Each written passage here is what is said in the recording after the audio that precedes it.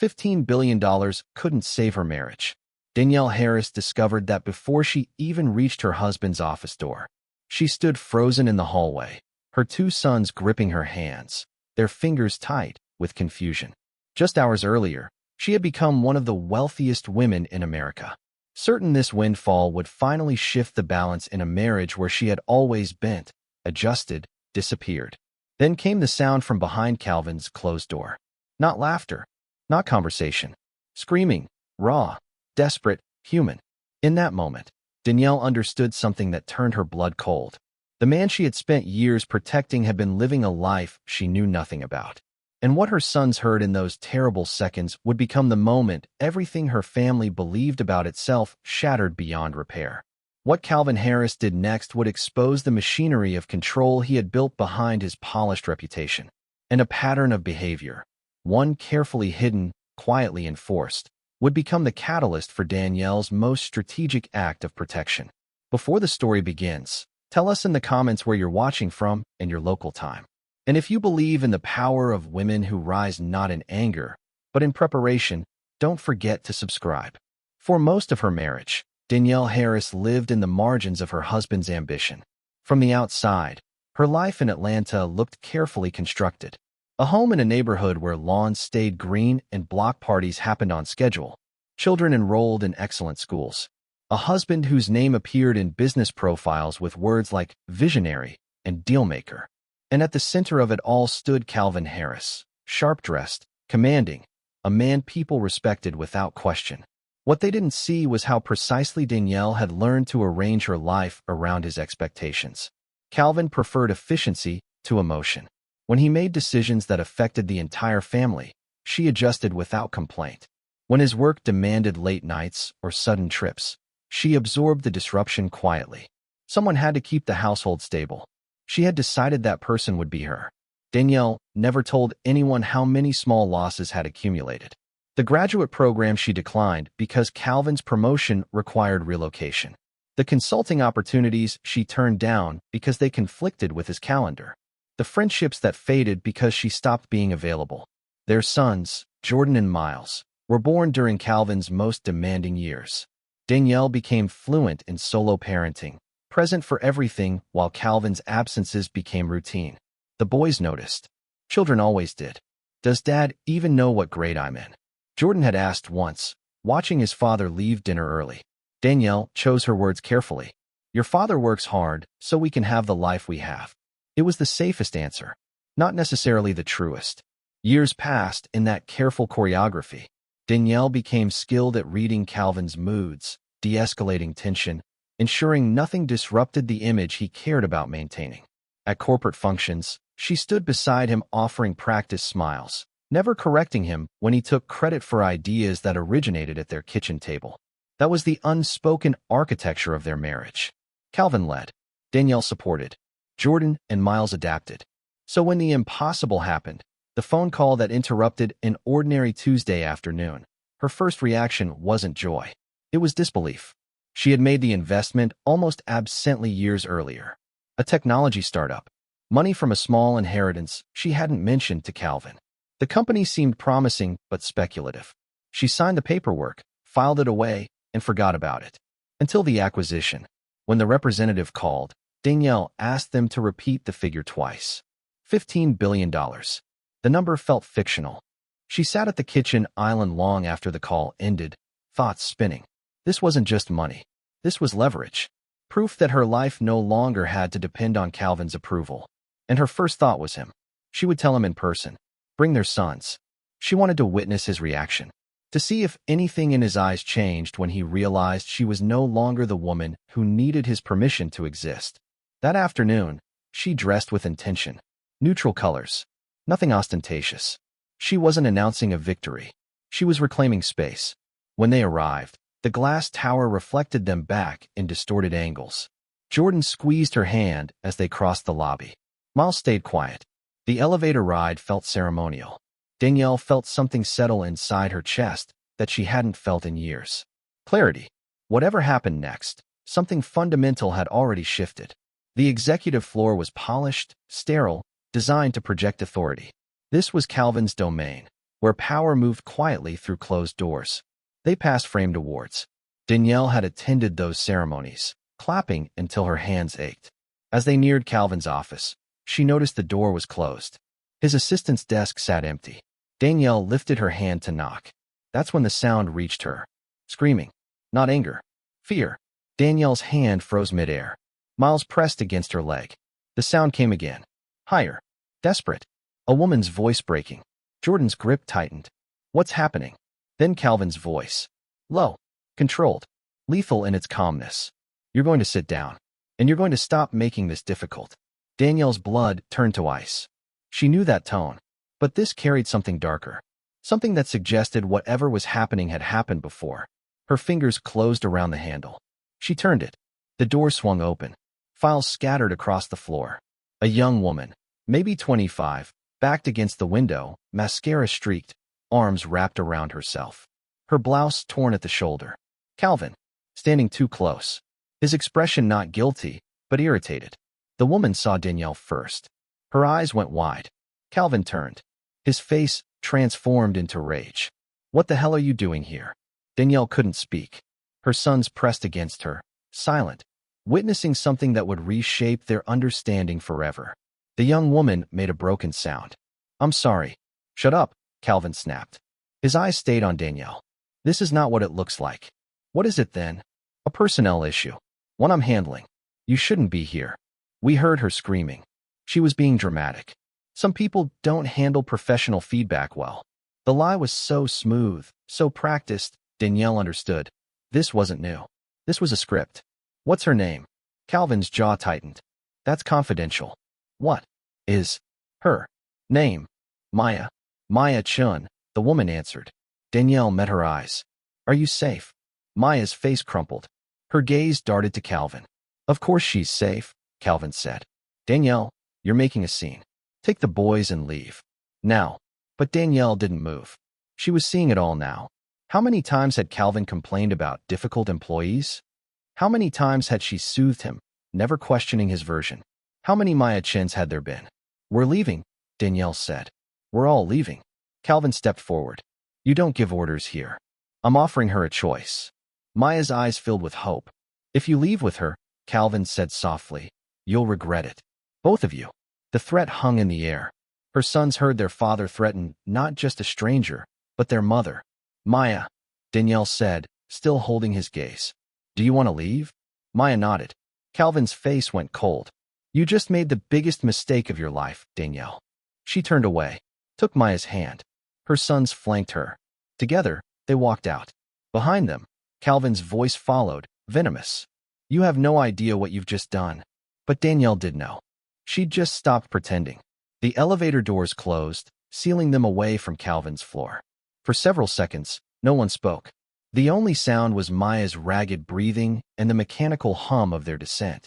Danielle kept her hand on Maya's arm, steady pressure that said I'm here without words. Jordan and Miles stood pressed against the opposite wall, faces pale, eyes too wide for children who should still believe their father was a good man. Miles broke first. Mom, what? Not yet, Danielle said softly. Not here. Outside, the Atlanta heat hit them like a wall. Danielle guided Maya toward her car, scanning the area automatically. She didn't know what she was looking for. Calvin following them. Security, some consequence she couldn't yet name, but her body had shifted into protection mode.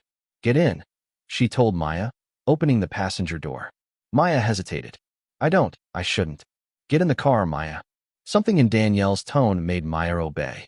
She climbed in, hands shaking so badly she couldn't fasten her seatbelt. Danielle leaned across and clicked it for her. Jordan and Miles slid into the back seat without being asked. Silent. Obedient in a way that had nothing to do with respect and everything to do with shock. Danielle started the engine, hands steady on the wheel even as her mind raced. She needed to get them somewhere safe. Somewhere Calvin couldn't walk in and rewrite the narrative. But where was that? Their home was his home. His name on the deed, his furniture, his controlled environment. Where are we going? Jordan asked. Danielle met his eyes in the rearview mirror. I'm thinking. She drove south, away from downtown, letting muscle memory guide her through familiar streets. Maya sat rigid in the passenger seat, tears running silently down her face. Maya, Danielle said gently. Do you need a hospital? No.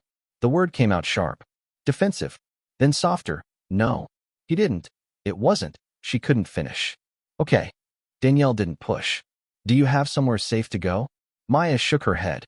I can't go home. He knows where I live. He knows everything. Of course he did. Men like Calvin collected information like weapons. My apartment's in Midtown, Maya continued, voice hollow. Company housing. He probably has keys. Danielle's jaw tightened. How long have you worked for him? 8 months. And today? Maya's breath hitched. Today he called me into his office. Said there were discrepancies in my reports.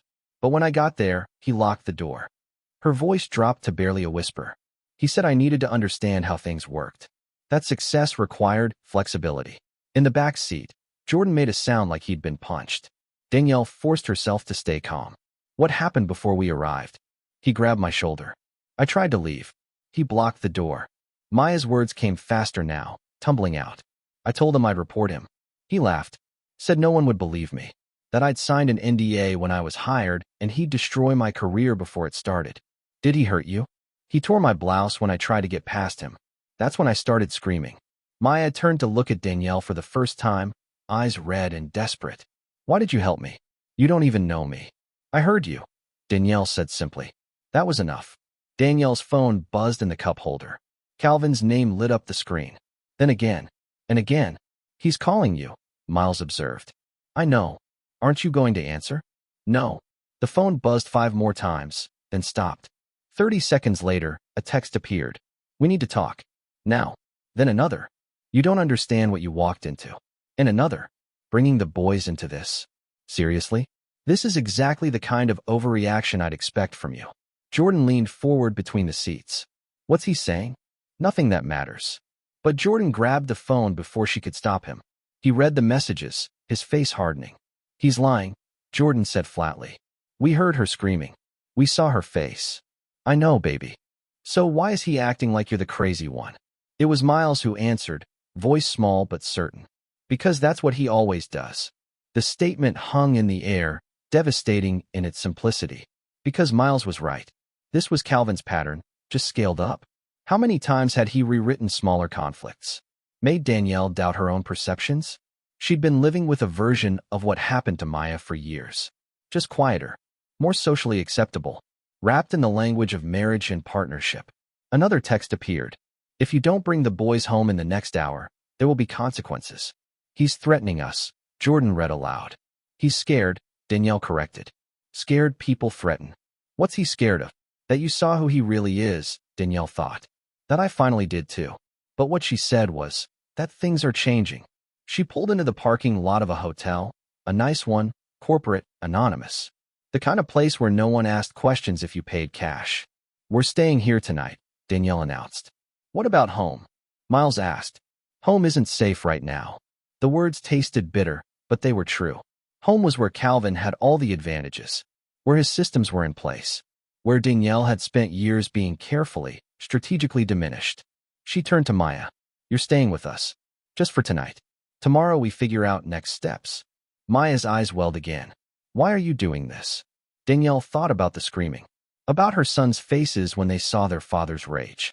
About $15 billion that suddenly felt less like a gift and more like ammunition. Because someone should have done it for me, she said quietly. A long time ago. She gathered her purse, helped Maya out of the car, and walked her sons toward the hotel entrance. Behind them, her phone lit up again and again.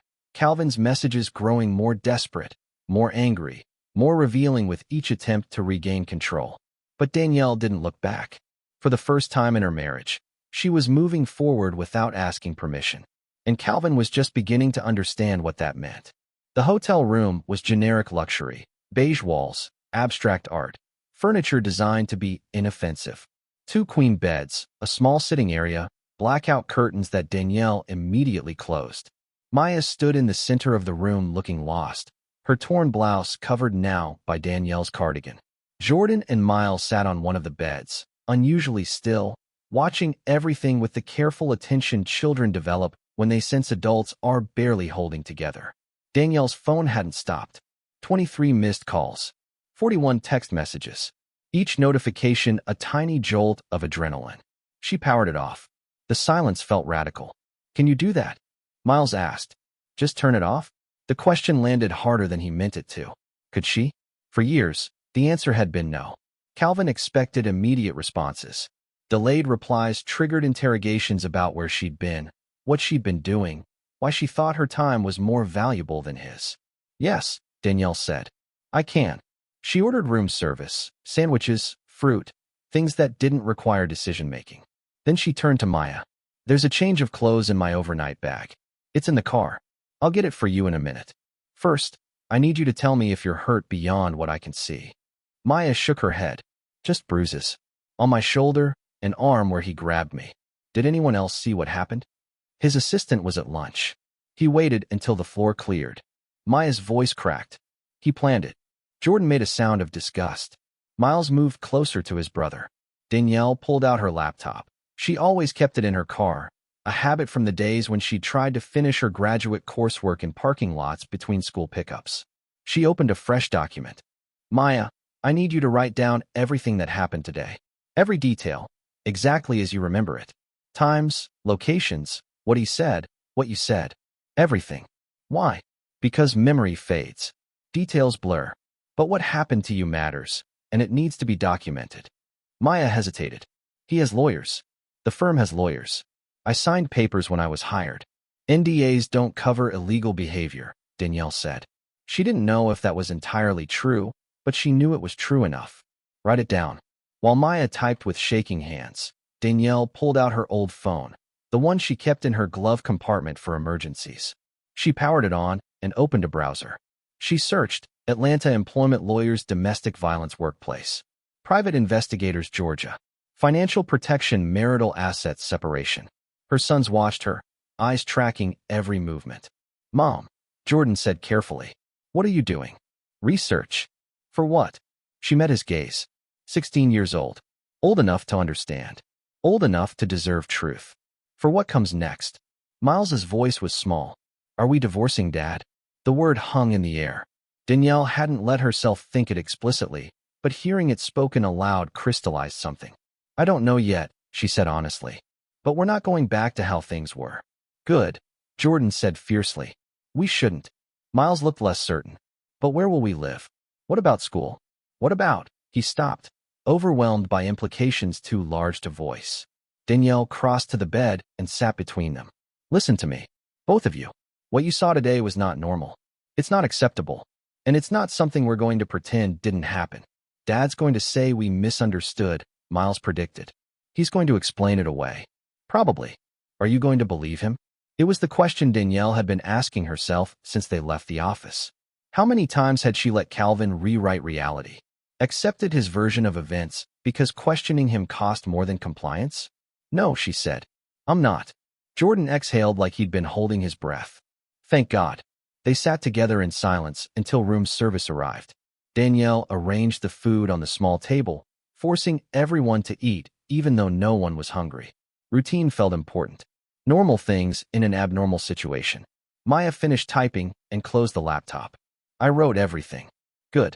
Email it to yourself from a personal account, not your work email. He monitors my work email. I assumed he did. Maya's face crumpled again. How did you know? How did you know all of this? Because I've been studying the patterns without realizing it, Danielle thought. Because I've been watching a master manipulator operate for 17 years, and I learned the language even while telling myself our marriage was fine. Experience, she said instead. Her old phone buzzed. A text from an unknown number. This is pathetic, Danielle. Hiding in a hotel with the boys? Over what? A misunderstanding with an employee who's clearly unstable? So Calvin had figured out she'd turned off her main phone and found another way to reach her. Of course he had. Another text. You're embarrassing yourself. And you're damaging Jordan and Miles by exposing them to this drama. Jordan read over her shoulder. He found Mom's old number? Or he's using a different phone. That's creepy. Yes, Danielle thought. It is. More messages came rapid fire. I'm trying to protect you from making this worse. That woman is going to sue the company. Do you understand what you've done? If you don't come home tonight, I'm calling the police. You can't just take my children. His children, Jordan read aloud. Like we're property. Danielle felt something shift in her chest. Not breaking, clarifying. She'd been seeing the outlines of this truth for hours, maybe years, but now it came into sharp focus. Calvin didn't love her. He possessed her, managed her, deployed her when useful, and dismissed her when not. The screaming behind his door hadn't revealed a secret. It had simply made visible what had always been there. She typed a single response. "The boys are safe. We'll talk tomorrow." Calvin's reply came instantly. "We'll talk now. Tell me where you are." Danielle deleted the message thread, powered off the phone. What if he actually calls the police? Miles asked nervously. And says what? That his wife took their children to a hotel after witnessing him assault an employee? Danielle kept her voice level. "He won't call the police, baby. He wants this quiet." Maya looked up from the couch where she'd been sitting in stunned silence. "He's going to come after me. Legally. Professionally. He'll destroy everything. Not if we move first. We can't beat him. You don't understand. The firm, his connections." "Maya," Danielle interrupted. "There's something I haven't told you yet." She explained about the money. The $15 billion Calvin didn't know existed. The leverage she'd been carrying to his office, intending to share, before everything shattered. Maya stared at her. "You're serious?" "Completely." "So you're rich?" "Yes. As of about 6 hours ago." Jordan let out a half-hysterical laugh. "This is the weirdest day of my entire life." "Mine too," Danielle admitted. Maya's expression shifted from shock to something else. "Hope, maybe. Or possibility. With that kind of money," Maya said slowly, "you could hire anyone. Investigators. Lawyers. You could." "Yes. But why would you?" "For me? You don't even know me." Danielle thought about her sons' faces when they heard the screaming. About years of careful silence. About how many women had probably sat where Maya was sitting now, alone and terrified, convinced they had no options. "Because," Danielle said quietly, "someone needs to stop him. And I just realized I can." She looked at her sons. At Maya. At the hotel room that represented the first choice she'd made in years without calculating Calvin's reaction first. "Tomorrow," she said, "we start building the case. Tonight, we rest." But sleep felt impossible. Even after the lights were out, Danielle lay awake, listening to her son's breathing, feeling the weight of decisions she hadn't fully made yet pressing against her ribs. Her marriage was over. She knew that now. The screaming had simply given her permission to admit it. The question wasn't whether to leave. The question was how to make sure Maya, and whoever else existed in Calvin's wake, had the protection she'd never had. Her phone, still powered off on the nightstand, felt like a bomb. Tomorrow it would detonate. Tonight, she let herself feel the terrifying freedom of silence. Danielle woke at dawn to find Maya already awake, sitting by the window with the curtains cracked just enough to watch sunrise bleed across the Atlanta skyline. "Couldn't sleep?" Danielle asked quietly. Maya shook her head. "Every time I closed my eyes, I saw his face. The way he looked when you opened the door. Like I was the problem. You weren't." "I know. But that doesn't make it feel less real." Danielle understood. Truth and feeling didn't always align, especially when someone had spent months, or years, being told their reality was negotiable. Her sons were still asleep, Jordan's arm thrown over his eyes, Miles curled in the fetal position. They looked younger like this. Vulnerable. Danielle felt a fierce surge of protectiveness that made her throat tight. They'd heard the screaming. They'd seen their father's rage. They'd witnessed the moment Danielle stopped performing the role of compliant wife. There was no going back to innocence. Only forward into truth. She picked up her old phone and powered it on. 73 new messages. She didn't read them. Instead, she opened her contacts and found the name she needed, Patricia Chen, a college friend who'd become one of Atlanta's most respected family law attorneys. It was barely 6 a.m., but Danielle texted anyway. "Patricia, I need to see you today. It's urgent. Are you available?" The response came within minutes. "My office at 9. Come alone if you can." "What's this about?" Danielle typed. "Separation. Potential abuse. Workplace misconduct. I'll explain in person." "Jesus. Okay. 9 sharp. I'll clear my morning." Next, Danielle searched for private investigators in Atlanta. She found 3 firms with strong reviews for corporate misconduct and workplace harassment cases. She sent identical emails to each. "I need to speak with someone today regarding a sensitive investigation involving executive misconduct at a private equity firm." Time is critical.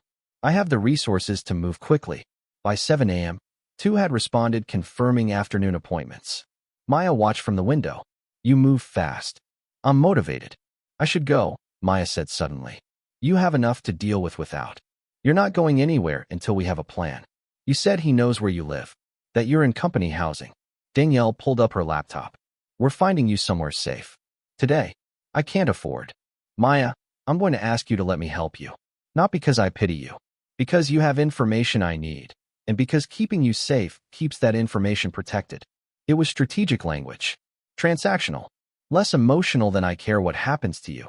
Even though that was also true. Maya seemed to relax slightly. Business she could understand. Charity felt like debt. What information? Everything you know about how Calvin operates. Who else has complained? What patterns exist? Whether there's documentation. Danielle met her eyes. You worked there 8 months. You saw things. Heard things. I need to know what normal looked like before yesterday. Maya was quiet for a long moment. Then, there's a woman who left 3 months ago. Sophia Martinez. She was Calvin's executive assistant before the current one. She quit suddenly. No notice. When I asked about her, people got weird. Stopped talking. Do you have contact information? No, but I could probably find her on LinkedIn. Do it. While Maya searched, Danielle called down to room service and ordered breakfast. When Jordan and Miles woke up, she wanted structure. Food. Plans. Not panic. Her main phone, still powered off, sat on the dresser like Schrodinger's bomb. Calvin's rage lived inside it. Quantum state. Both real and not real until she looked. Jordan stirred first, sitting up with his hair sticking in all directions. He looked at his mother, then at Maya, then at the laptop and phones and scattered notes like he was reorienting himself to a new reality. We're still here, he said. Half question, half confirmation. We're still here. And Dad? Still there. Jordan processed this. Good. Miles woke more slowly, confused about where he was until memory returned. His face fell. It wasn't a dream. No, baby. It wasn't. Breakfast arrived. Eggs, toast, fruit, coffee, juice. They ate mechanically. Danielle outlined the day. She had meetings in town. The boys would stay at the hotel with Maya. No leaving the room. No answering the door except for room service. No posting on social media or telling anyone where they were. What about school? Miles asked. You're excused today. What do we tell them? Nothing yet. I'll handle it. Jordan frowned. Mom, you can't keep us locked in a hotel forever. I'm not planning to. I'm planning for 3 days. Maybe 4. Just until I have legal protection in place. Legal protection from Dad, Jordan said flatly. Yes. The words sat heavy between them. Legal protection. From their father. The man who was supposed to protect them. Miles looked like he might cry. Danielle pulled him close. I know this is scary. I know it's confusing. But I promise you, I'm not making decisions out of fear. I'm making them out of clarity. What if you're wrong? Miles whispered. What if he's not as bad as it seemed? It was the question of a child who still wanted to believe. Danielle felt it like a knife. Then I'll apologize, she said gently. But I don't think I'm wrong. At 8:30, she left for Patricia's office, leaving her sons with strict instructions and Maya with emergency contacts. Atlanta traffic was light for once. She made it downtown in 20 minutes and found parking near Patricia's building, a renovated historic property in the legal district, all exposed brick and floor-to-ceiling windows. Patricia met her in the lobby. They'd been close once, before Danielle's life narrowed to Calvin's orbit. Patricia looked the same. Sharp suit, sharper eyes, graying locks pulled into an elegant updo. Danielle. Patricia pulled her into a hug that lasted just long enough to be real. What the hell is going on? In Patricia's office, with the door closed and coffee poured, Danielle told her everything. The windfall. The office visit. The screaming. Maya. The texts. The realization that she'd been living adjacent to abuse for years without naming it. Patricia listened without interrupting. When Danielle finished, she set down her coffee cup with deliberate care. First question, are you safe? I think so. He's angry, but he hasn't made physical threats. Yet. Men like you're describing don't surrender control peacefully. Patricia pulled out a legal pad. You said 15 billion? Yes. And it's entirely in your name? No commingled assets. Entirely mine. Acquired through an investment I made before we married. using inheritance money that was never joint property. And he doesn't know? Not yet. Patricia exhaled. Okay, that's your leverage. But Danielle, the second he finds out, he'll try to claim it anyway. Marital property law in Georgia is equitable distribution. He'll argue that your marriage enabled the investment, that his income supported you while. He can argue whatever he wants. I have documentation proving the investment predates our marriage and was funded entirely through my separate property. Good. But judges are human. They see a stay-at-home wife suddenly worth billions and a high-earning husband who supported her for 17 years. Patricia grimaced. Danielle thought about Maya's torn blouse, about her son's faces, about years of subtle erosion that she'd normalized as marriage. Both, she said. I'm protecting my family, and I'm making sure he can't do this to anyone else. That's going to be expensive. Messy. Public, possibly. I have $15 billion. I think I can afford messy. Patricia laughed, sharp and surprised. Okay then, let's burn his world down. They spent the next 2 hours drafting documents, gathering information, building strategy. By the time Danielle left, she had a separation agreement in motion, a temporary custody arrangement filed, and a restraining order application ready if needed. The investigator meeting was at 2 p.m. His name was Marcus Webb, former FBI, now running a boutique firm specializing in corporate malfeasance. His office was modest, no frills, just filing cabinets and computers, and the air of someone who dealt in evidence, not appearances. Mrs. Harris, he said, shaking her hand. You mentioned executive misconduct? She told him about Calvin, about Maya, about Sophia Martinez, the assistant who'd quit without notice. I need to know if there are others. I need documentation. I need patterns that can't be explained away. Marcus made notes in a leather portfolio. This is your husband. Yes. And you understand that investigating him might produce information you don't want to know? I understand.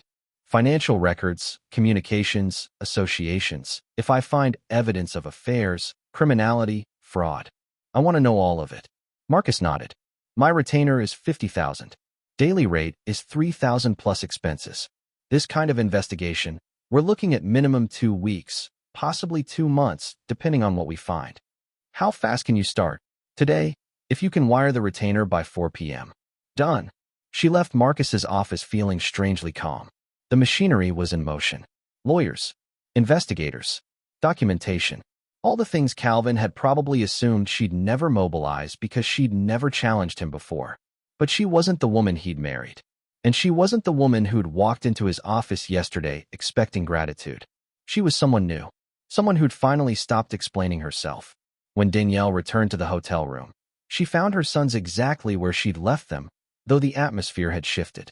Jordan sat at the small desk, laptop open, jaw tight with focus.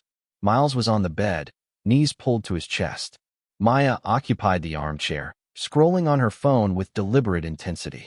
Mom, Jordan said without looking up. I've been reading about NDAs. The employment kind. Did you know they're mostly unenforceable if they're covering up illegal activity? Danielle set down her bag. Where did you learn that? Google. Also, I found 17 articles about workplace harassment in private equity firms. Apparently it's a thing. A big thing. He finally looked at her. His expression older than 16 had any right to be. Dad's industry has a reputation. Miles spoke from the bed, voice small. Jordan's been researching for 3 hours. Someone should understand what's happening, Jordan said defensively. Danielle crossed to him, placed a hand on his shoulder. You're right. Someone should. But baby, you don't have to carry this alone. Neither do you. The statement hit her squarely in the chest. When had her son become the kind of person who noticed her burdens? When had she stopped hiding them well enough? I met with a lawyer this morning, Danielle said, addressing all 3 of them. And an investigator. We're building a case. Against Dad. Miles asked. To protect us. And to find out what else has been happening that we don't know about. Maya looked up from her phone. I found Sophia Martinez, the assistant who quit. She responded to my LinkedIn message. She hesitated. She said she can't talk about what happened. Legal reasons.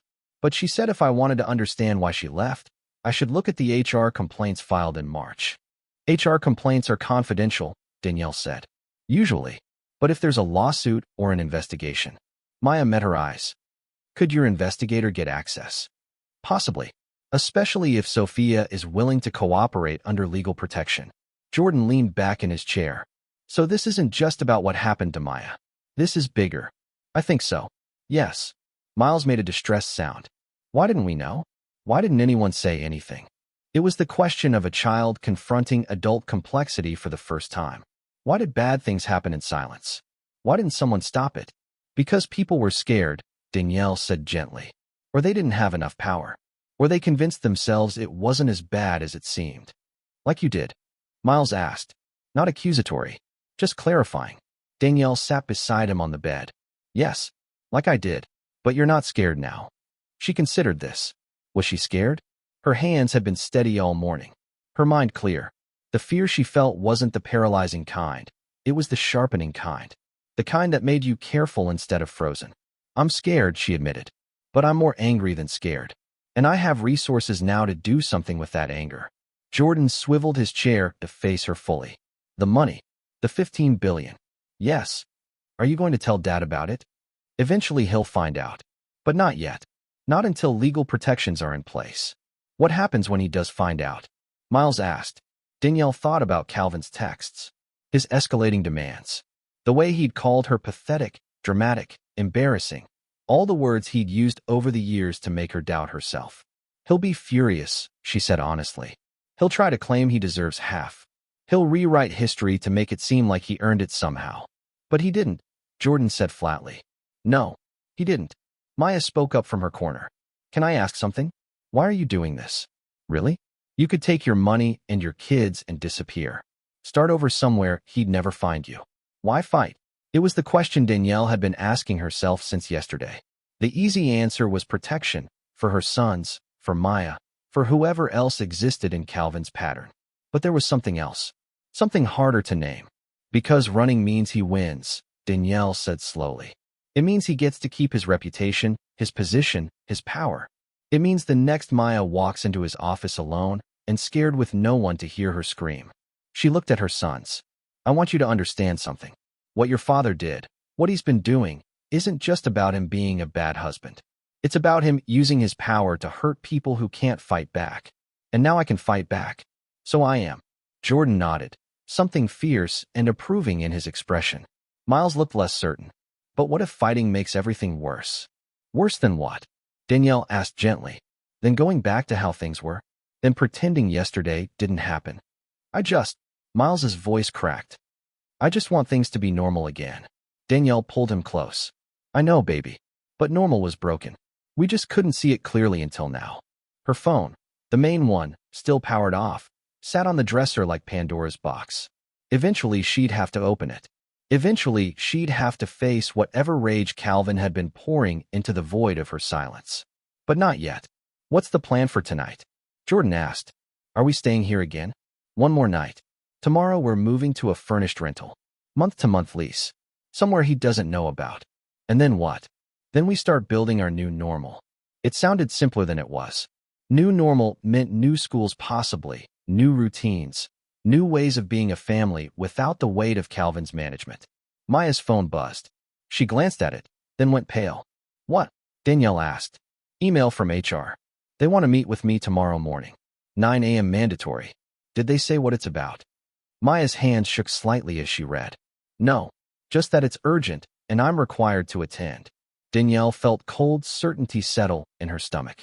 Calvin's moving against you. He's going to claim you're unstable, that you made false accusations.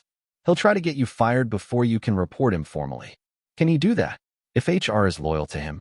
Probably. Maya looked stricken. I can't lose my job. I have student loans.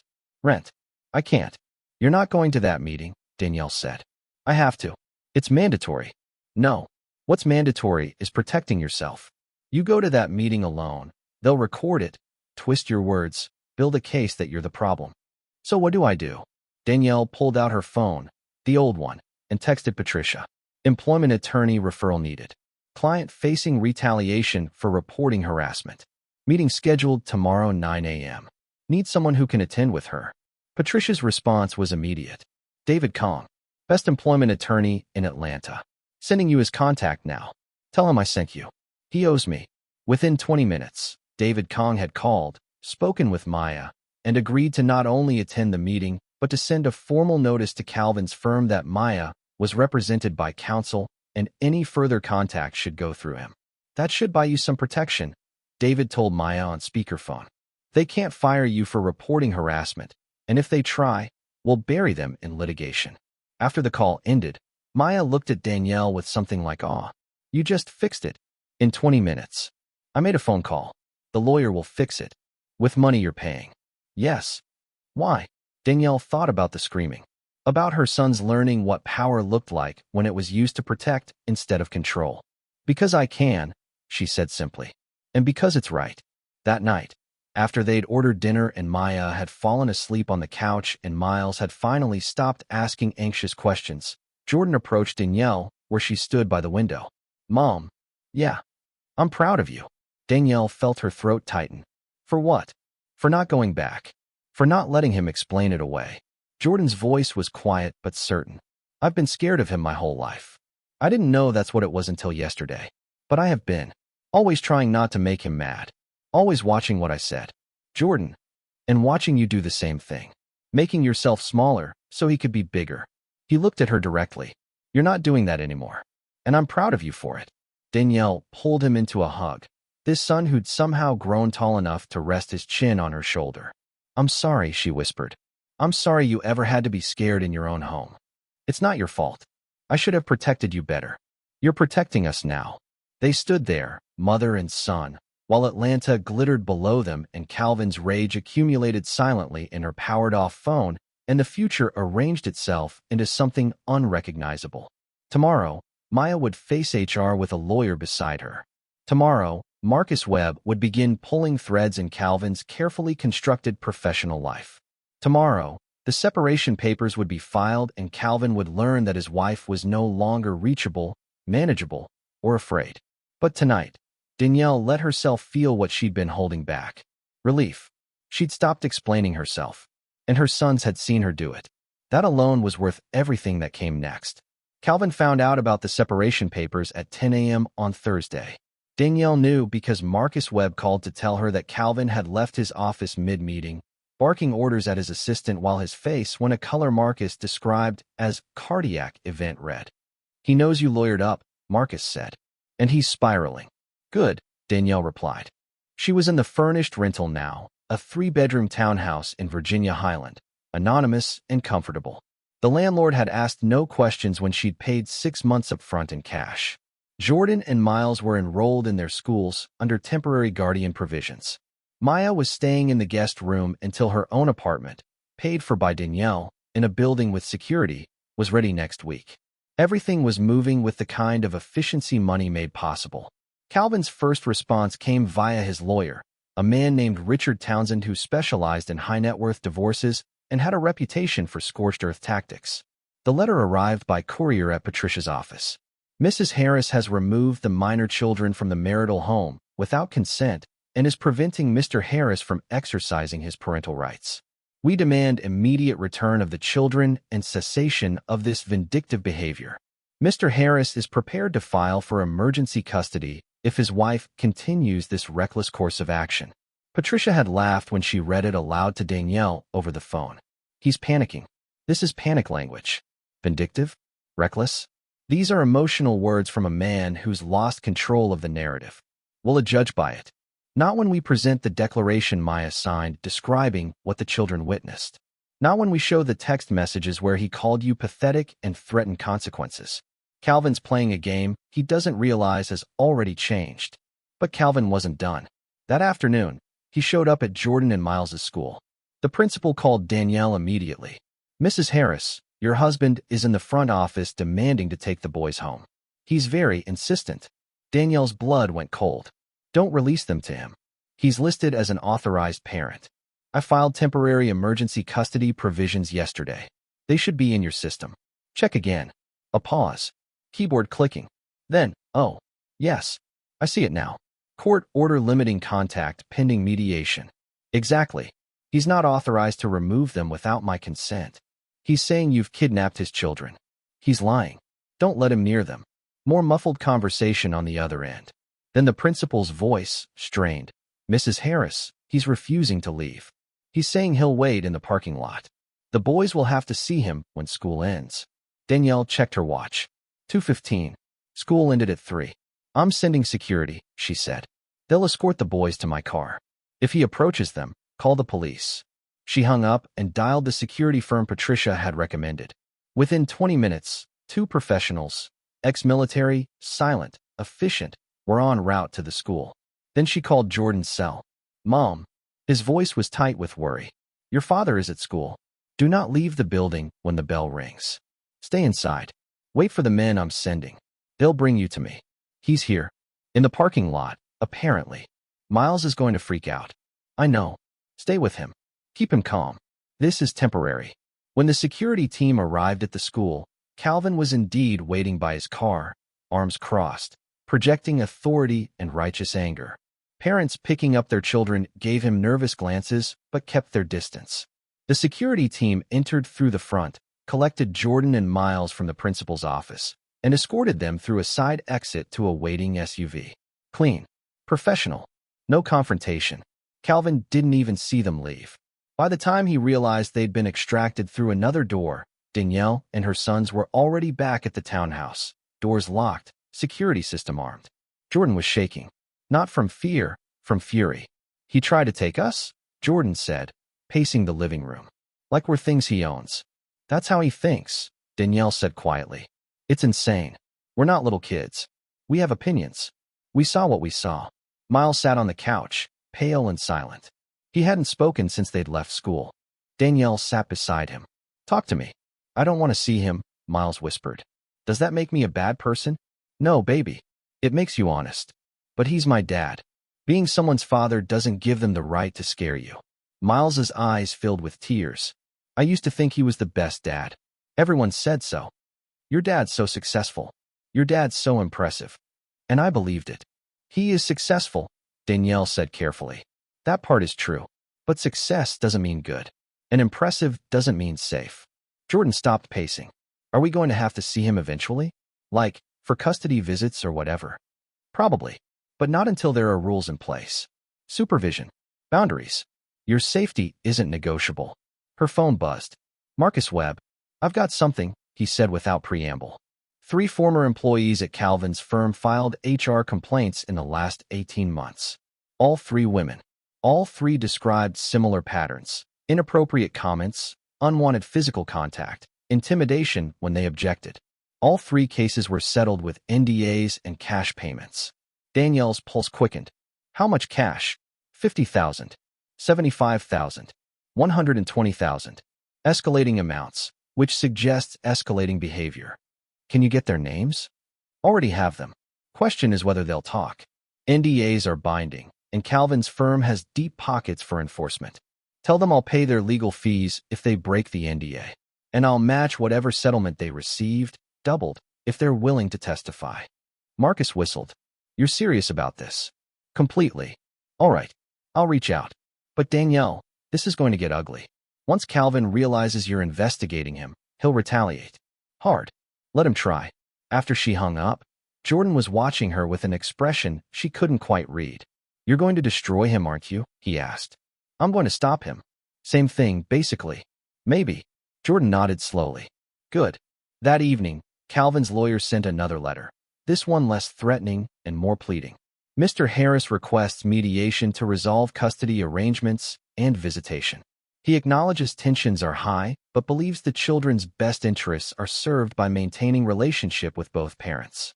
He's willing to attend counseling, family therapy, whatever Mrs. Harris deems appropriate. Patricia forwarded it with a note. He's trying a different tactic. Reasonable. Conciliatory.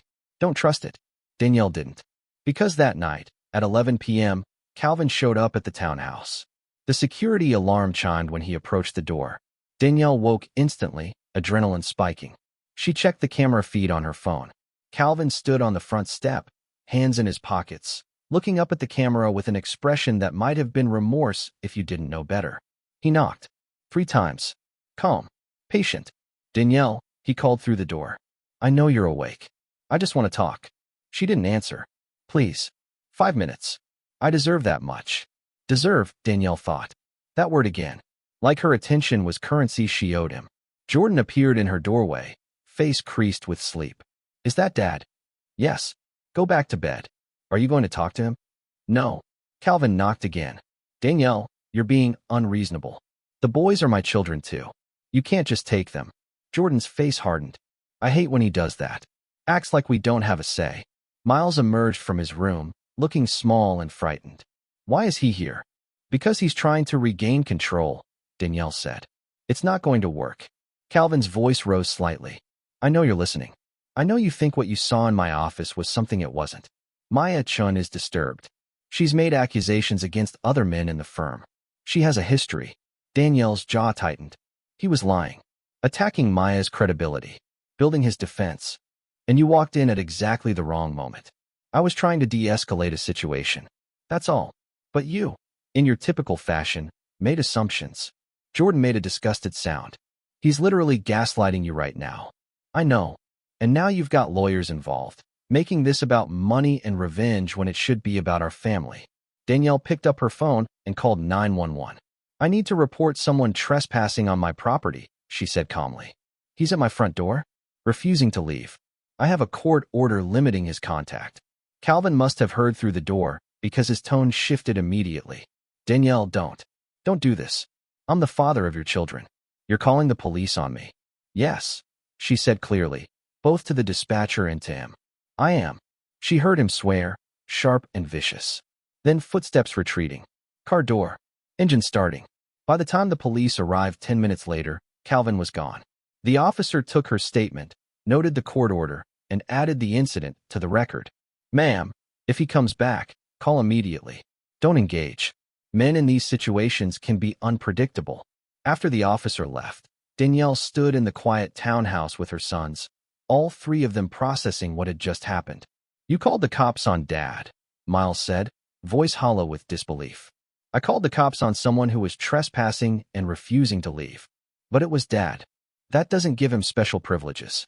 Jordan put his arm around his brother. She did the right thing. Dad was trying to manipulate her. You heard him. He was lying about Maya. How do you know he was lying? Because we were there, Jordan said fiercely. We heard her screaming. We saw her face. Dad can say whatever he wants. We know what's true. Miles looked at Danielle, searching her face for certainty he couldn't find in himself. Is it always going to be like this? No, Danielle said, hoping it was true. Eventually he'll accept that things have changed. But privately, she wondered. Men like Calvin didn't accept. They adapted, regrouped, found new angles of attack. He'd tried authority, tried guilt, tried playing the victim. And when all of that failed, he'd tried showing up in person, using his physical presence to pressure her into submission. None of it had worked, which meant he'd escalate. The question wasn't if. The question was how. The first article appeared in the Atlanta Business Journal on Monday morning. Private equity firm faces internal investigation over workplace conduct allegations. The piece was carefully worded. No names, no specifics, just enough detail to confirm that Calvin's firm was under scrutiny and that multiple former employees had retained legal counsel. Danielle read it over coffee while her sons ate breakfast before school. Maya, sitting across the table, had gone pale. Did you leak this? Maya asked. No, but I'm not surprised it's out. Calvin's going to know it was me. Calvin's going to blame everyone. That's what men like him do when their world starts crumbling. Jordan looked up from his cereal. Is this good or bad? Good, Danielle said. Sunlight is a disinfectant. By noon, Calvin's lawyer had called Patricia demanding to know if Danielle was behind the media attention. Patricia had laughed in his face, figuratively, since it was a phone call, but her amusement was clear. Your client has multiple accusers, Patricia told him. Multiple HR complaints. Multiple settlements. If anyone leaked this story, it was one of the dozen people your client victimized over the years. Don't blame my client for his mess. Marcus Webb called that afternoon with an update. 2 of the 3 former employees agreed to talk. I'm meeting with them tomorrow. Both are willing to sign declarations describing Calvin's behavior in detail. What about the 3rd? Still scared. She's got kids. Worried about retaliation. I'm working on her. Offer her whatever she needs. Legal protection. Financial security. I want her story. Danielle, Marcus said carefully. You understand this is personal now, right? You're not just protecting yourself. You're going after him. Yes, I am. Why? She thought about Maya's torn blouse, about her son's learning to recognize manipulation, about how many women had probably walked out of Calvin's office shaking and ashamed and convinced they were the problem. Because someone has to, she said simply. That night, Calvin tried a different approach. He called Jordan directly. Jordan's phone rang at 7:30. He looked at the screen, then at his mother. It's Dad. You don't have to answer. I want to. Jordan's voice was steady. I want to hear what he says. He put it on speaker. Jordan. Calvin's voice was warm, concerned, fatherly. How are you, son? I've been so worried. I'm fine. Your mother is keeping you from me. You know that's not right, don't you? I'm your father. I love you. You scared us. I scared you. Calvin sounded genuinely confused, which was masterful. How? At your office. The way you treated that woman. The way you looked at Mom when she walked in. A pause. Then Calvin's voice shifted, became more intimate. Jordan, you're 16. You're smart. But you don't understand what you saw. That woman, Maya, she's troubled. She made accusations that aren't true. Your mother, instead of talking to me like an adult, made assumptions and turned this into a crisis. We heard her screaming.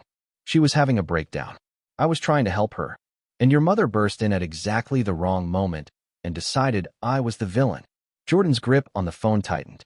You're lying. Excuse me. You're lying. You grabbed her. You tore her shirt. She was crying, and you told her to shut up. Jordan.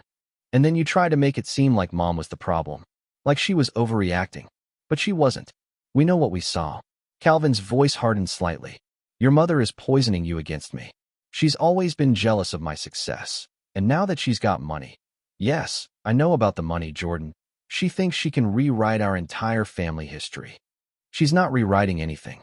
She's just not covering for you anymore. Put your mother on the phone. No. Jordan. I don't want to talk to you. Miles doesn't either. Maybe later, when you're ready to tell the truth. But not now. He hung up. The silence in the room was profound. Danielle stared at her son, this person who'd somehow grown into someone braver than she'd been at his age. Are you okay? She asked. Yeah. Jordan set his phone down deliberately. Actually, I feel great. Miles, who'd been listening from the couch, looked less certain. He sounded sad. Like he really misses us. He sounded like he was performing, Jordan countered. There's a difference. How do you know? Because I've been listening to him perform my whole life. I just didn't know that's what it was. By Wednesday, 3 more articles had appeared, one in the Atlanta Journal-Constitution, one in a national business publication, and one in a legal blog that specialized in workplace misconduct cases. Calvin's firm issued a statement. We take all allegations seriously and are conducting a thorough internal review. Mr. Harris maintains his innocence and looks forward to clearing his name.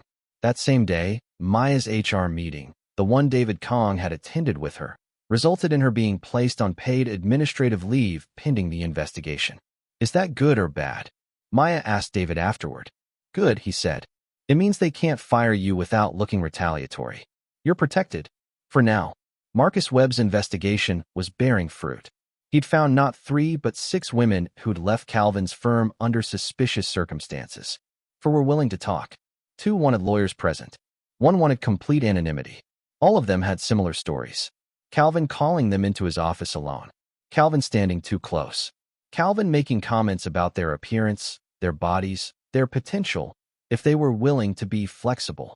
When they objected or tried to leave, he'd blocked doors, grabbed arms, made it clear that their careers depended on compliance. None of them had reported it at the time. They'd been too scared, too junior, too convinced no one would believe them.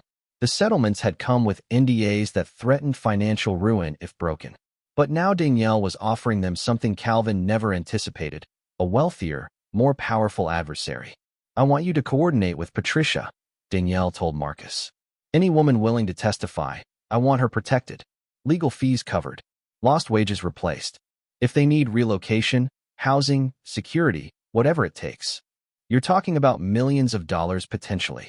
I have billions. Let's use them.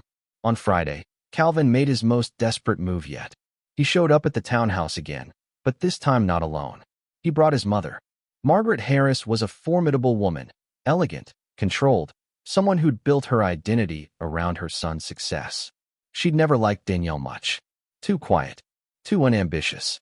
Not decorative enough for a man of Calvin's stature. They rang the doorbell at 9 a.m., just after Jordan and Miles had left for school with their security escort. Danielle checked the camera feed. Saw Calvin standing back while his mother stood front and center, posture perfect, expression concerned. She opened the door, but kept the security chain engaged. Margaret. Danielle. Margaret's voice was cool, but not hostile. May we come in? No. I'd like to talk to you about my grandsons. Then call my lawyer. Danielle, please. I'm not here to argue. I'm here as a grandmother who's concerned about her family falling apart. Your family fell apart when your son assaulted his employee. Margaret's face tightened. That's a vicious accusation. It's a factual statement. My sons witnessed it. Children misinterpret things. Calvin told me what really happened. That poor woman was having a mental health crisis, and he was trying to help. Margaret, I'm going to stop you right there. I don't care what Calvin told you. I was there. I saw her face. I saw her torn clothing. I heard her begging him to stop. You're blowing this out of proportion because you're angry about something else. Marriage counseling could. I'm not interested in marriage counseling. Calvin stepped forward, voice tight. Let my mother speak to you. She's trying to help. She's trying to manage me. There's a difference. Margaret's composure cracked slightly. Danielle, you're making a terrible mistake. Calvin is a good man. A good father. Whatever issues you two have, they can be worked through. But turning this into some public spectacle, involving lawyers and investigators, and, she gestured vaguely, all this drama. It's beneath you. No, Danielle said quietly. Staying silent was beneath me. This is me finally standing at my full height. You're being selfish. The boys need their father. The boys need safety. Those aren't the same thing. Calvin's face twisted with barely contained rage. You self-righteous. Careful, Danielle interrupted. You're on camera. He stopped mid-sentence, jaw working, hands clenched into fists at his sides. Margaret tried once more. Danielle, please. For the boys. Let's sit down, all of us, and talk this through like adults. Your son shows up at my home uninvited, refuses to respect boundaries, and lies about assaulting his employee. Those aren't the actions of someone interested in adult conversation. He made a mistake. Multiple mistakes. With multiple women. Over multiple years. That's not a mistake, Margaret. That's a pattern. Margaret's face went pale. What are you talking about? Ask your son. Ask him about the settlements. Ask him about the HR complaints. Ask him about the other women who've left his firm traumatized and silenced. Calvin grabbed his mother's arm. We're leaving. She's delusional. But Margaret didn't move immediately. She looked at her son, really looked at him, and something flickered across her face. Doubt, maybe. Or recognition. Calvin. Her voice was small. What is she talking about? Nothing. She's making things up to justify destroying our family. Then why do you look guilty? I don't, Mom. Let's go. She's not going to listen to reason. Margaret let herself be led away, but she glanced back at Danielle once, her expression no longer certain. That afternoon, Danielle got a text from an unknown number. This is Margaret. I'd like to speak with you privately. Without Calvin. Is that possible? Danielle stared at the message for a long time. Then she replied, yes, but you'll need to talk to my lawyer first to establish ground rules. The response came quickly. Agreed. By the end of the week, Calvin's professional life was in freefall. 2 board members at his firm had requested an emergency review of his conduct. 3 clients had quietly pulled their accounts. The HR investigation had expanded to include external counsel. And Maya Chen, no longer isolated and terrified, had filed a formal complaint with the Equal Employment Opportunity Commission. Calvin's lawyer sent increasingly desperate letters demanding Danielle stop her campaign of harassment and return to the negotiating table. But there was nothing to negotiate.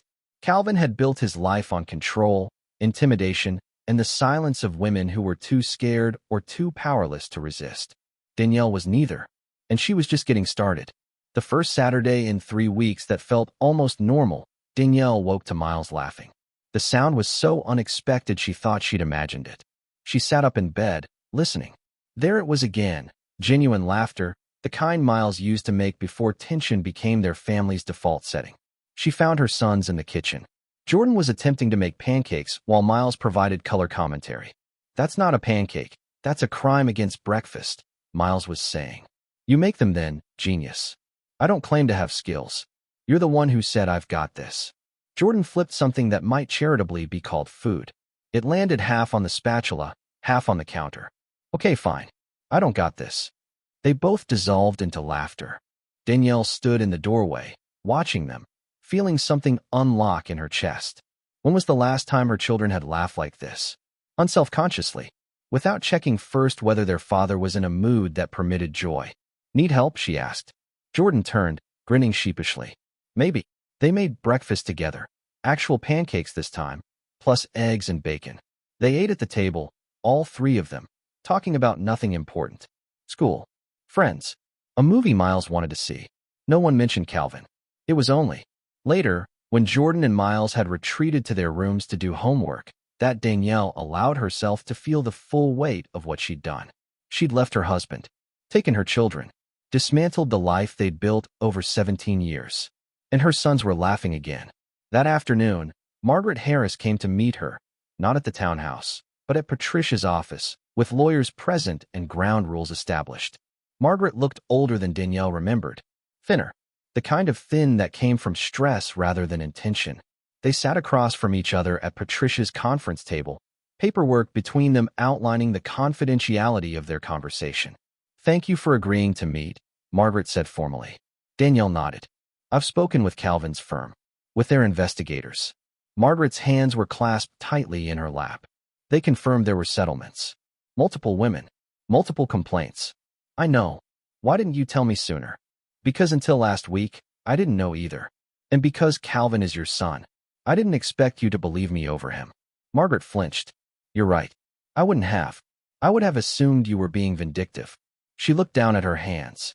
I've spent 30 years teaching Calvin to be confident, to take control, to not let anyone diminish him. There's a difference between confidence and cruelty. I'm beginning to understand that. Margaret's voice cracked slightly. I spoke with one of the women, Sophia Martinez. She told me things that she couldn't finish. Danielle waited. Calvin called her worthless, told her she'd never work in finance again if she reported him, put his hand on her throat when she tried to leave his office. Margaret's eyes filled with tears. My son did that, to a young woman who just wanted to do her job. The silence was heavy. I raised him to be strong, Margaret whispered. Not brutal, but I think I taught him the wrong lessons about power. What do you want from me? Danielle asked, not unkindly. Nothing. I need you to know I believe you. I believe Maya. I believe all of them. Margaret met her eyes. And I need you to know I won't fight you on custody. Jordan and Miles are safer with you. You're their grandmother. You'll still have access. I don't deserve access, Margaret interrupted. Not yet. Maybe not ever. But if you're willing, someday, to let me try to make this right with them. She trailed off, hopeless. Danielle thought about her sons. About how they'd grown up watching their father. Yes, but also their grandmother. Watching how Margaret made excuses for Calvin's behavior, smoothed over his cruelties, positioned his success as justification for his treatment of others. Someday, Danielle said carefully, if you show them that you've changed, that you recognize what happened, not just with Calvin, but with all of it. Margaret nodded, tears spilling over. I'll try. After she left, Patricia leaned back in her chair and exhaled. That was unexpected. People can surprise you. Do you trust her? Danielle considered this. I trust that she's horrified right now. Whether that translates into actual change, I don't know. But I'm willing to leave the door open. You're more generous than I'd be. I'm not generous. I'm practical. Margaret is my son's grandmother. If she's genuinely capable of accountability, that's better for everyone. The following week, Calvin's firm announced his suspension pending the outcome of their internal investigation. The statement was corporate bland, but devastating in its implications. Mr. Harris has been placed on administrative leave while we conduct a comprehensive review of workplace conduct standards and practices. Our commitment to maintaining a safe, respectful environment for all employees remains paramount. Translation: Calvin was radioactive, and they were cutting ties. Maya called Danielle the moment the statement went public. Did you see it? I saw it. He's actually facing consequences. Real ones. Yes. Danielle, Maya's voice broke. Thank you. I know I've said it before, but I need to say it again. You saved my life. Not just literally that day, but everything after. You made it possible for me to fight back. You made it possible, Danielle corrected. You were brave enough to write it down, to talk to lawyers, to file the EEOC complaint. I just provided resources. Resources matter. Money matters. Power matters. Maya paused. I've been thinking about that a lot. About how different my story would have been if I'd been alone. Danielle thought about all the women who had been alone, who'd signed NDAs and taken settlements and carried their trauma in silence because they didn't have $15 billion backing them up. I'm going to set up a fund, Danielle said suddenly, the idea crystallizing as she spoke. For women in situations like yours. Legal fees. Living expenses while they fight. Resources to level the playing field. Seriously? Yes. I've got more money than I'll ever need. It should do something useful. Danielle, that's incredible. After they hung up, Danielle called her financial advisor and told him to allocate $500 million to establish the fund. His shocked silence lasted a full 10 seconds. $500 million, he repeated. Yes, I want the best legal minds structuring it. I want it operational within 60 days. And I want it to specifically help women fighting harassment, assault, and retaliation in workplace settings. This is extremely generous. It's extremely necessary. That night, Danielle sat with her sons and told them about the fund. Jordan's eyes went wide. $500 million? Yes. To help people like Maya? Exactly like Maya. Miles was quiet for a moment, processing. Then, are you going to name it after someone? I don't know yet. What? You should name it after yourself. So people know. So other women know there's someone who understands. Danielle felt her throat tighten. Maybe. Or maybe I keep it anonymous. Let the work speak for itself. Either way, Jordan said quietly, it's the right thing to do. They sat together in comfortable silence, the kind of silence that came from feeling safe in your own home. No one was listening at doors. No one was about to walk in and change the emotional atmosphere with a mood. They were free. It was strange how loud freedom could be at first, all that space where Calvin's voice used to dominate. But slowly, Danielle was learning to hear her own thoughts clearly, her own voice, her own instincts, and her sons were learning too. Learning what a home felt like without fear embedded in its foundation. Learning that their mother was stronger than they'd known. Learning that silence could be a choice rather than a survival strategy. On Saturday, 3 weeks after the day everything changed, Danielle drove past the house where they used to live. The one with the perfect lawn and the framed photos and the carefully maintained image. It looked smaller than she remembered, less significant. Calvin's car was in the driveway. She wondered what he did in that big house alone. Whether he understood yet that he'd lost not just his family but the version of himself he'd built his entire identity around. Whether he was capable of that kind of insight seemed doubtful. But it wasn't her problem anymore. She kept driving, back toward the townhouse where her sons were waiting, where laughter happened spontaneously, where breakfast could be ruined without consequence. Back toward the life she was building without asking permission, without explaining herself, without shrinking. And for the first time in 17 years, Danielle Harris felt like she could breathe all the way down to the bottom of her lungs. 3 months later, Danielle stood in the bedroom of a house in Pacific Palisades, watching the sunset paint the Pacific Ocean in shades of gold and pink. The temporary relocation to Los Angeles had become semi-permanent. The boys had adjusted to new schools more easily than expected. Jordan had joined the debate team and discovered he had a gift for dismantling weak arguments. Miles had found a marine biology club and spent weekends on beach cleanups, coming home sandy and content. They'd created something new here. Not replacement. You couldn't replace 17 years of history, but evolution. Maya had moved to LA too. She'd been accepted into a graduate program at UCLA, studying business law with a focus on employment litigation. I'm going to be the lawyer I needed, she'd told Danielle. For the next person. The fund, officially named the Clarity Foundation, a nod to the moment everything became clear, had gone operational 6 weeks earlier. Already, 47 women had applied for assistance. 16 cases were active. 3 settlements had been reached. 1 lawsuit was moving toward trial. The law firm representing the foundation had called it unprecedented, a plaintiff-funded counterweight to the institutional power that usually protected abusers. You're changing the calculation?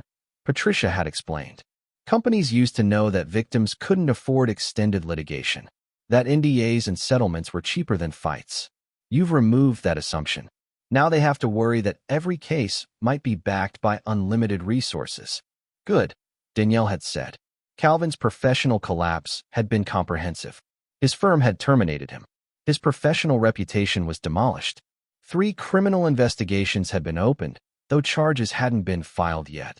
The wheels of justice moved slowly, but they were moving. The divorce was proceeding. Calvin had tried to claim half of Danielle's windfall, but Patricia had eviscerated that argument with documentation proving the investment predated the marriage and was funded entirely from Danielle's separate property.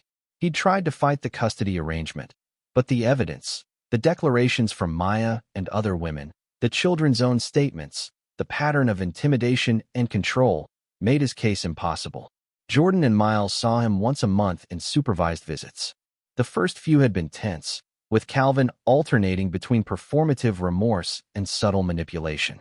But the boys were learning to recognize his tactics, to name them, to refuse engagement. It's weird, Jordan had said after the last visit. He still thinks if he just says the right words, we'll forget what we saw. Like we're characters he can script. That's how he sees people, Danielle had replied. As roles in his story. What story is he telling himself now? That he's the victim. That everyone misunderstood. That given enough time, he'll be vindicated. Will he? No. Margaret had kept her word.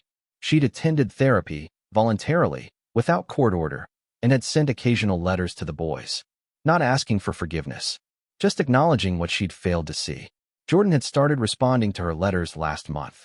Miles was still undecided. She's trying, Jordan had said. That's more than Dad's doing. Danielle couldn't argue with that. Now, standing in this California bedroom with the ocean stretching endlessly before her, Danielle felt something she hadn't felt in years. Possibility. The money had done this, yes. But not because wealth solved problems. Because wealth removed obstacles, created options, gave her the leverage to protect herself and her children while also protecting others. She'd learned something crucial. Power wasn't inherently corrupting. It was how you held it that mattered. Calvin had held power like a weapon, to threaten, to control, to diminish. Danielle was learning to hold it like a tool, to build, to protect, to create space for others. Her phone buzzed. A text from Patricia. Georgia Court of Appeals just ruled in Maya's favor. EEOC complaint moves forward. This is huge. Danielle smiled. Another text. Also, Calvin's lawyer wants to meet. He's prepared to accept your custody terms and property division without further litigation. Translation. He knows he's lost. She typed back, schedule it.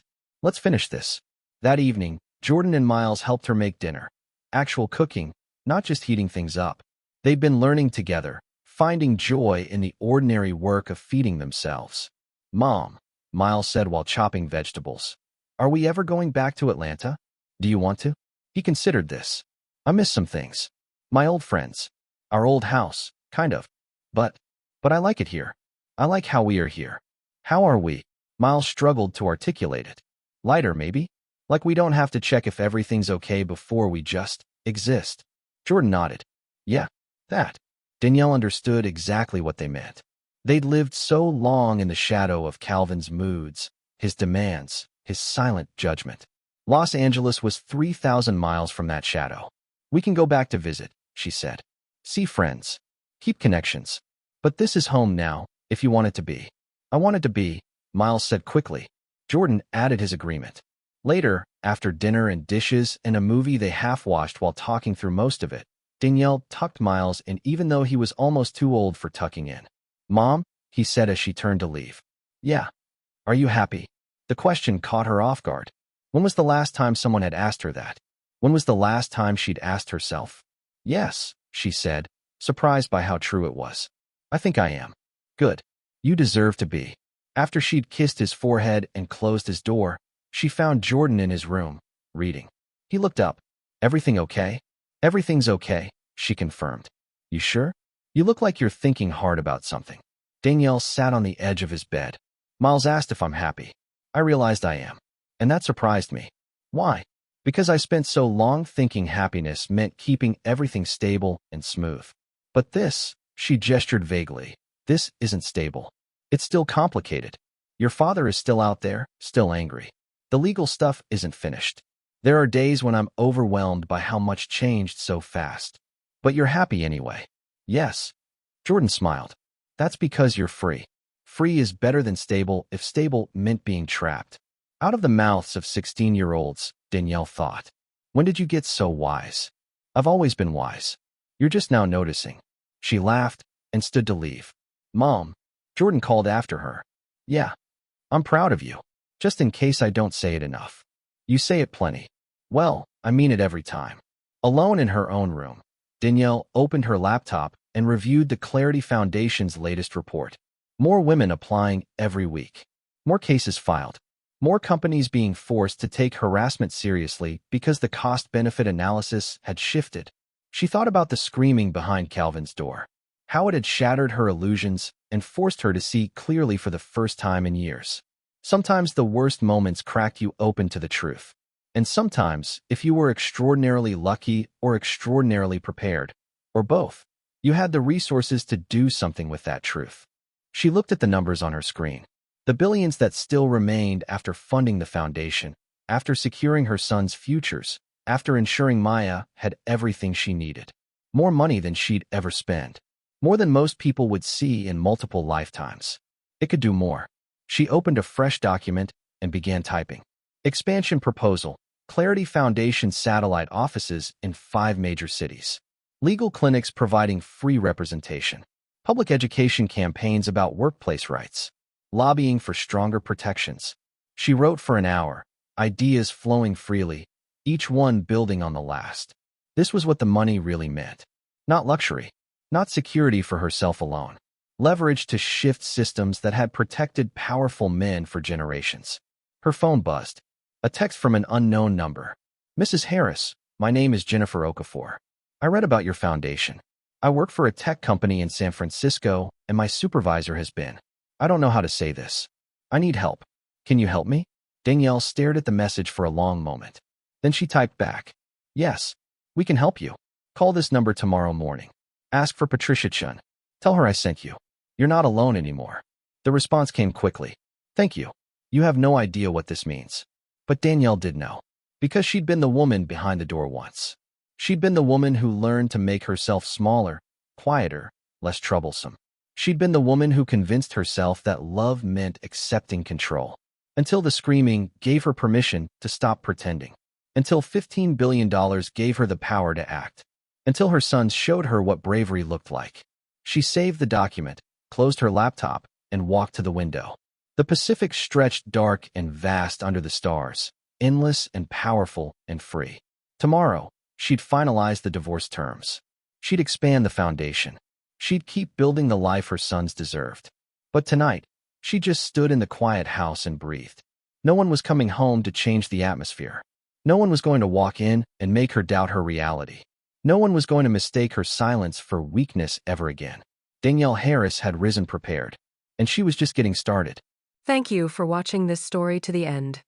If you enjoyed this story, you will surely love the next one. It's as crazier and more intriguing as you can ever imagine. So do check it out. Subscribe, like, and click on the image showing on your screen right now to watch the next one.